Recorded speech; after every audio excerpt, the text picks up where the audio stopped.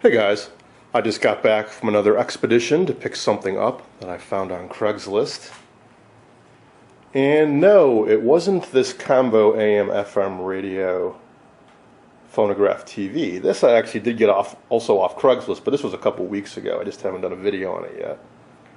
Kind of disappointed about this in a way, because the seller on Craigslist did not post a photo of the set. She just had found an online ad, and she said, "Oh, my set looks just like this."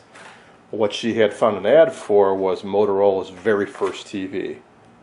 Fairly rare, fairly cool set. But when I got there, no, it was actually this Admiral combo set, which are somewhat common. I think there have been 2 or 3 on eBay in the last couple weeks. But it's free, it's in decent condition.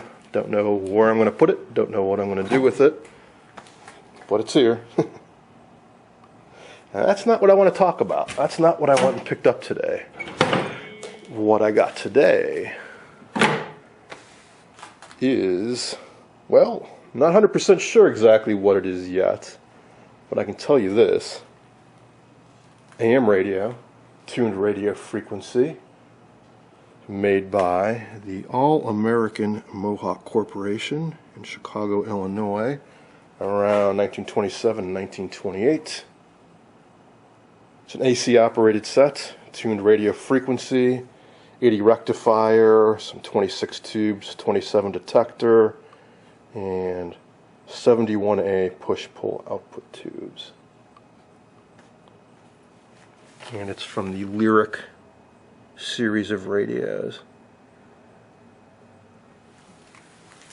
So that's pretty cool in and of itself. I found a few other guys on the Antique Radio Forum that have the same chassis in a variety of cabinets. And that's what's really wild about this radio, is the cabinet that it came in, which is still in my car. I'm waiting for a friend to stop by so he can help me get it out. If this radio had been half an inch wider, it would not fit in my car.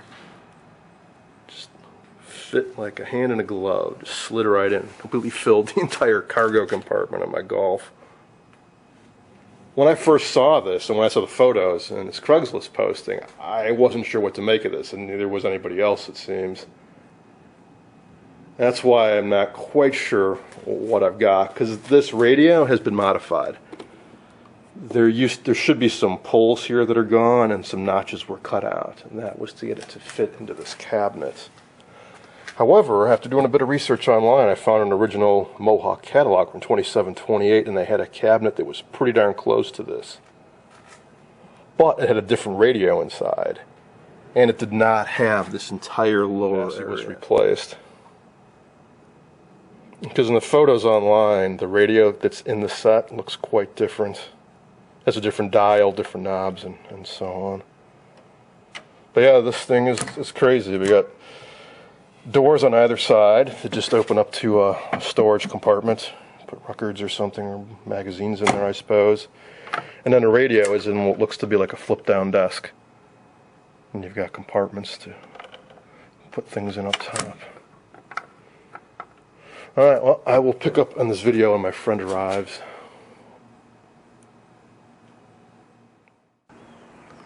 Alright, we just got the cabinet out of the car. Not the most maneuverable thing. So here it is with all the doors open. And with the doors closed. Also did some more research online, and I did find the original ad for it. Here it is.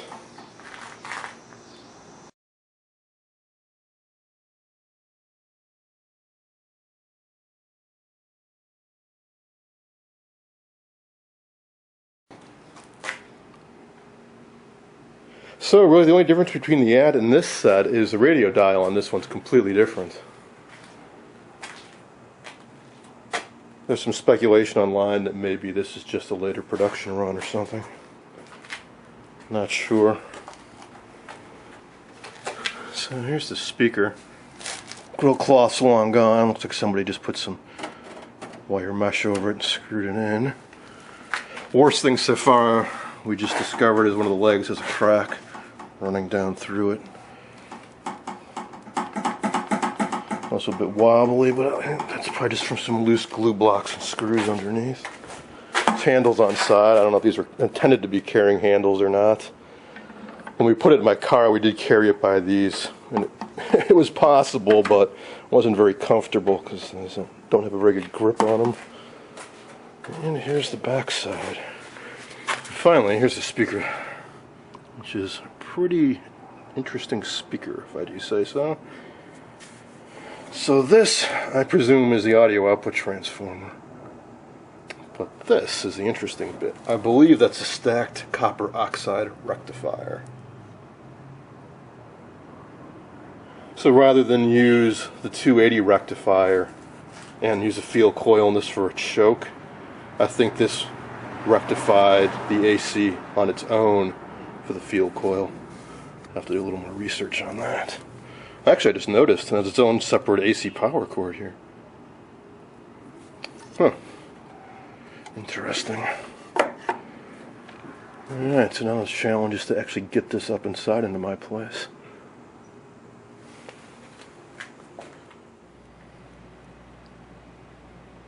It wasn't easy, but we got the cabinet up inside.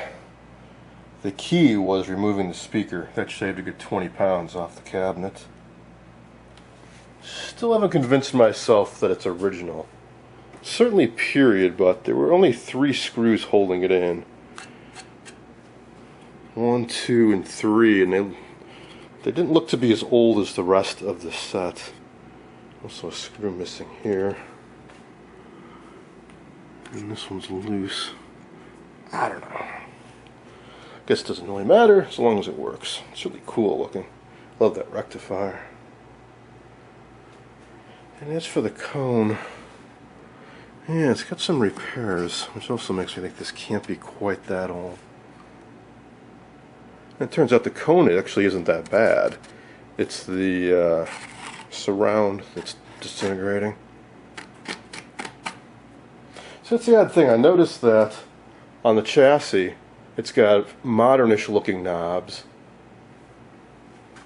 This has some modernish repairs on it, the tape, which makes you think that maybe somebody went over and did some work on this radio in the not too distant past.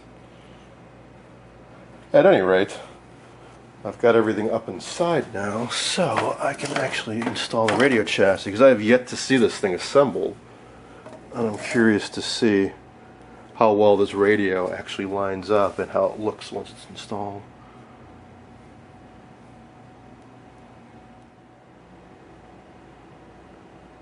Before I install the radio chassis, here's a quick look underneath. Everything's pretty well concealed by some metal plates. I don't want to take the radio apart just now, but from what I can see, it looks to be pretty well original and unaltered.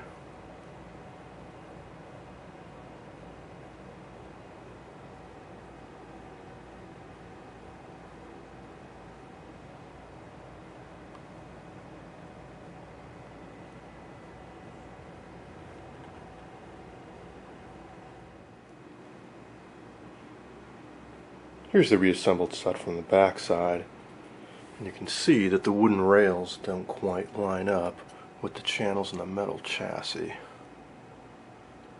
So one theory online is that this is a cabinet from around 28, and maybe they had a few left over in the 29 model year, and they retrofitted it to hold a newer chassis. And here's how the speaker plugs in. It actually plugs into an AC cord that goes right into the radio, which then has its own AC plug. So I believe the way this works is 120 volts AC come right down here and go into the copper oxide rectifier to power the field coil.